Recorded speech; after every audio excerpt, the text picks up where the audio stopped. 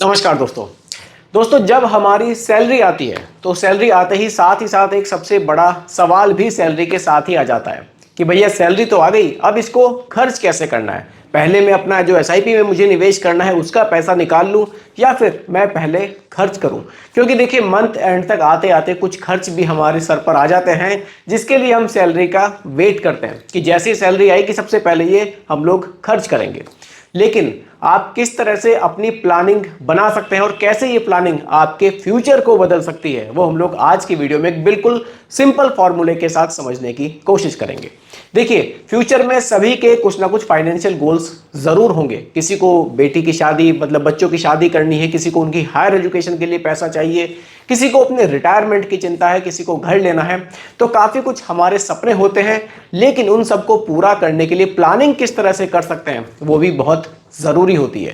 देखिए कोई भी काम करने के लिए प्लानिंग का एक बहुत बड़ा रोल है। मान लीजिए आप कोई घर बनाने की प्लानिंग कर रहे हैं, आप अगर प्रॉपर मैप नहीं बनवाएंगे, डायरेक्ट ही अपने मकान को बनाना शुरू कर देंगे तो वो कहीं ना कहीं आपके लिए नुकसानदायक हो सकता है।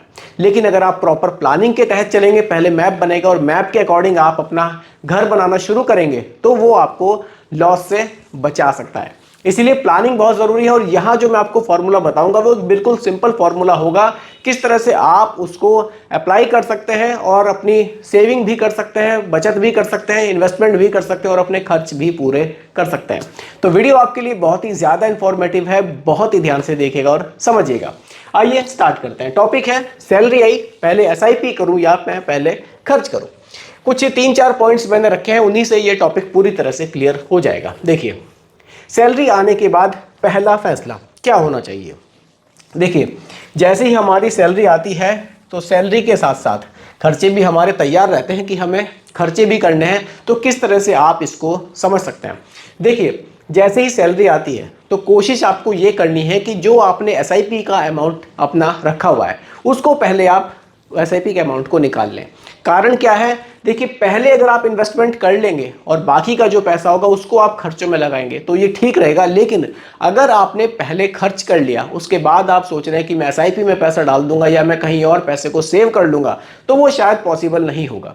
क्योंकि खर्चे ही देखिए आजकल इतने ज़्यादा बढ़ते जा रहे हैं कि पहले आपको अपने जो इन्वेस्टमेंट है उसी को निकालना होगा। इन्वेस्टमेंट निकाल लेने के बाद जो पैसा बचेगा उससे आप अपने खर्च कर सकते हैं। इस तरह से आपका जो पहला पॉइंट है ये क्लियर होगा कि सैलरी आने के बाद पहला फैसला मेरा क्या होना चाहिए, यानी कि हमें बचाना पहले है और खर्च बाद में करना है, ये जरूरी है। इसी तरह के 1-2 पॉइंट और है, उसको आप ध्यान से समझिएगा। देखिए गोल्डन फॉर्मूला क्या है। गोल्डन फॉर्मूला है यहां पर 50, 30 और 20 का रूल। ये वो रूल है जिसको आप फॉलो कर सकते हैं और अपनी जो प्लानिंग है उसको आप बिल्कुल सही तरीके से चला सकते हैं। 50 में क्या होगा, 50 में होगा आपके जो खर्चे होंगे आप इसको अपनी नीड्स में खर्च कर सकते हैं। उसके बाद जो 30% होगा सैलरी का उसको आप वांट्स में खर्च कर सकते हैं और जो 20% होगा उसको आप क्या कर सकते हैं, इन्वेस्ट कर सकते हैं। इस तरह से आप इस फॉर्मूले का यूज करके अपनी सही प्लानिंग बना सकते हैं। और भी सिंपल तरीके से समझाऊंगा। मान लीजिए आपकी सैलरी 20,000 रुपए है तो 20,000 का 50%, या चलिए लिख देता हूं पहले यहां पर मैं, सैलरी आपकी कितनी है 20,000 एग्जाम्पल ले रहा हूं, ठीक है, पर मंथ है ये। आपने क्या किया, जो 50% का खर्च होगा 50% इसका वो आपने काहे में रखेंगे, आप ज़रूरत की चीज़ों में, यानी कि आपसे जो बच्चों की फीस जानी है, घर का रेंट जाना है, राशन का सामान आना है, उसको आप 50% में रखिए, ठीक है। बाकी का जो 30% है ये 30%, इसमें आप क्या रख सकते हैं, इसमें आप रख सकते हैं अपनी शॉपिंग रख सकते हैं, आउटिंग रख सकते हैं, बाहर का खाना रख सकते हैं, थोड़ा घूमना फिरना रख सकते हैं। इसको आप 30% में रख सकते हैं। और बाकी का जो 20% बचेगा वो कितना होगा, यानी कि 4,000 रुपये, उसको आप क्या कर सकते हैं, उसको आप इन्वेस्ट कर सकते हैं। इन्वेस्ट, और इन्वेस्ट भी किस तरह से करना है, इन्वेस्ट का भी तरीका आपको बता रहा हूं। ये नहीं है कि आपने जो 20% निकाला यानी कि 4,000 रुपये निकाला वो सीधा आपने म्यूचुअल फंड में निवेश कर दिया। उसमें से भी आप क्या कर सकते हैं, कुछ पैसा आप इमरजेंसी के लिए रख सकते हैं और ज़रूरी है रखना चाहिए। 4,000 है, 1,000 या 1,500 रुपये इमरजेंसी के लिए रखिए।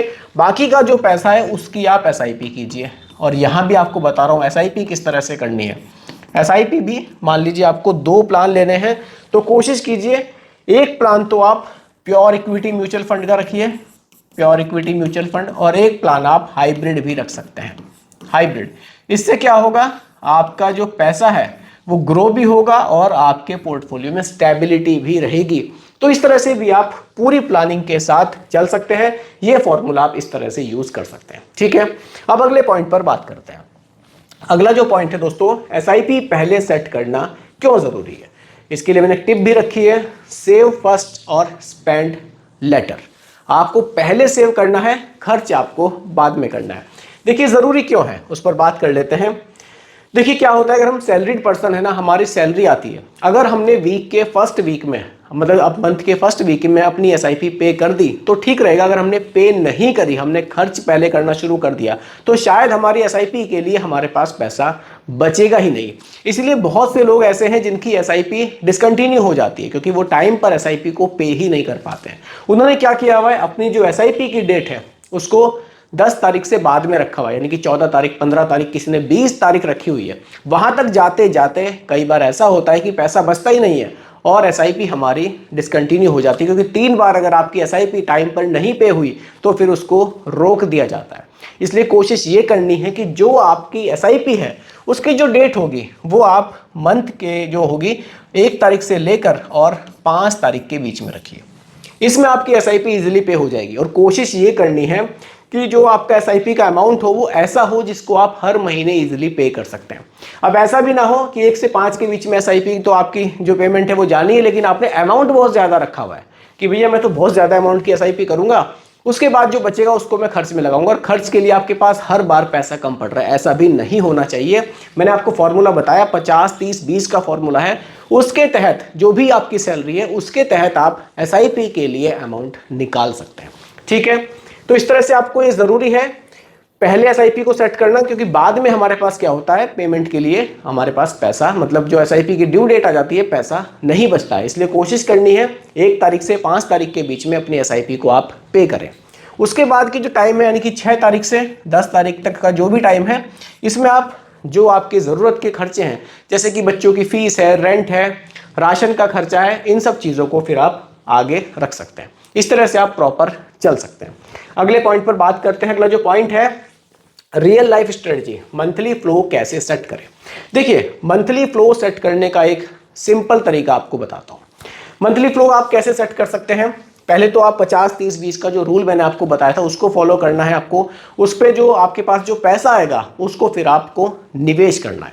देखिए मंथली फ्लो सेट करना एक बहुत ईजी तरीका है। लोग इसमें क्या गलती करते हैं, मंथली फ्लो का मतलब है कि जो आपके पास पैसा आएगा, जो सैलरी आपकी आ रही है, उसको आप किस तरह से आपको निवेश करना है, किस तरह से आपको खर्च करना है।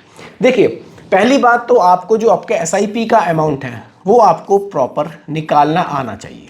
मैंने आपको बताया 20,000 सैलरी में आप कितना पैसा आप एसआईपी में निवेश कर सकते हैं। 30,000 सैलरी होगी तो उसके अकॉर्डिंग आप निकाल सकते हैं, 50,000 सैलरी होगी तो उसके अकॉर्डिंग आप निकाल सकते हैं, ठीक है। तो उससे क्या होगा, आपके हाथ में एक एसआईपी का अमाउंट आएगा कि मुझे जो एसआईपी करनी है वो 2,000 की करनी है या फिर मुझे वो 4,000 की करनी है, ठीक है। सबसे पहले तो इसको जानना जरूरी है कि मैं कितने की एसआईपी कर सकता हूँ। इससे आपको क्या करना है, ये जो आपका पैसा होगा, इसकी जैसे कि मैंने इंस्टॉलमेंट के बारे में आपको बताया, ये फर्स्ट वीक में ही आपको पे कर देना है। फर्स्ट वीक में इसको आप पे करेंगे तो टाइम से आपकी एसआईपी पे होगी, क्योंकि ये हमें एक डिसिप्लिन सिखाती है एसआईपी कि जब हम एसआईपी में निवेश कर रहे हैं, हमारी जो इंस्टॉलमेंट की डेट है उस पर हमारी एसआईपी पे हो जानी चाहिए।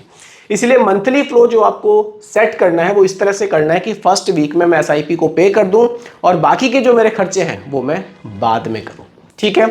अब एक और यहां मैंने रखा है, लास्ट है वो, उसको समझ लेते हैं। कॉमन गलतियां लोग क्या कर देते हैं।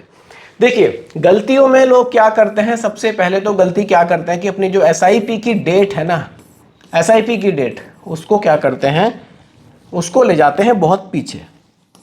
एसआईपी डेट इसको ले जाएंगे 15 ले जाएंगे, 18 ले जाएंगे, 20 ले जाएंगे। आपको इस गलती से बचना है। आपकी जो एसआईपी की डेट है, जैसे मैंने आपको बताया, फर्स्ट वीक में आपको रखनी है ताकि आप इजीली उसको पे कर सकें। ये पहली मिस्टेक लोग करते हैं। अगर मैं यहाँ दूसरी मिस्टेक पर बात करूँ दूसरी मिस्टेक लोग क्या करते हैं, आपकी सैलरी तो इंक्रीज होती है लेकिन एसआईपी के अमाउंट को इंक्रीज नहीं करते हैं। देखिए, आपको कोशिश करनी है कि हर साल आपका जो एसआईपी का अमाउंट हो उसको कम से कम 5% से इंक्रीज आपको ज़रूर करना है। 5% एसआईपी के अमाउंट को आप बढ़ाएंगे तो धीरे धीरे आपकी एसआईपी जो है वो बड़ी होती चली जाएगी और फ्यूचर में जब आप देखेंगे तो आप एक बड़ी एसआईपी में धीरे धीरे निवेश कर रहे होंगे। अगर आप ये सोच रहे हैं कि इस साल मैंने 1000-2000 की एसआईपी की, अगले साल मैं एक एसआईपी और 1000 की करूंगा, तो कई बार वो चीज़ें पॉसिबल नहीं हो पाती है। लेकिन अगर आपने टारगेट ये रखा है कि इस साल में 2000 की एसआईपी कर रहा हूं और मैं सिर्फ उसको 5% से बढ़ाऊंगा, तो वो आपके लिए थोड़ा सा इजी हो जाएगा। 5% बढ़ाना बहुत ज़्यादा ऐसा बड़ा काम नहीं है, आप इजीली उसको बढ़ा लेंगे। तो धीरे धीरे ऐसे ही आप हर साल 5-5% से एसआईपी को बढ़ाते चले जाइए। ये फ्यूचर में आपके लिए एक बड़ा अमाउंट बनाकर आपको दे सकती है। तो इसी तरह की कुछ कॉमन ये गलतियां हैं जो लोग नॉर्मली करते हैं। बाकी कुछ मिस्टेक्स ऐसी हैं जिन पर तो हम लोग रोज़ाना चर्चा करते ही हैं, तो उनकी ज़रूरत यहाँ पर नहीं है। तो दोस्तों, यही आज की वीडियो का टॉपिक था। उम्मीद करता हूं कि टॉपिक आपको पसंद आया होगा। बाकी रिकमेंडेशन नहीं है, सिर्फ एजुकेशनल पर्पस वीडियो आप लोगों के लिए बनाई गई है। पसंद आई हो लाइक शेयर कीजिएगा, चैनल पर नए हैं सब्सक्राइब कीजिएगा। मिलते हैं जल्दी एक और नई वीडियो के साथ। धन्यवाद।